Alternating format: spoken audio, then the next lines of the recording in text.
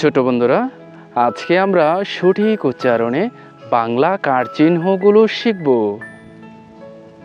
আকার, হ্রস্ব ইকার, দীর্ঘ ইকার, হ্রস্ব উকার, দীর্ঘ উকার, ঋকার, একার, ঐকার, ওকার, ঔকার।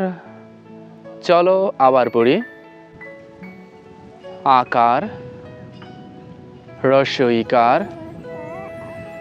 দীর্ঘ ইকার, হ্রস্ব উকার, দীর্ঘ উকার, ঋকার, একার, ঐকার, ওকার, ঔকার। পরবর্তী ভিডিও পেতে চ্যানেলটি সাবস্ক্রাইব করে পাশে থাকা বেল আইকনটি বাজিয়ে দিও। ধন্যবাদ।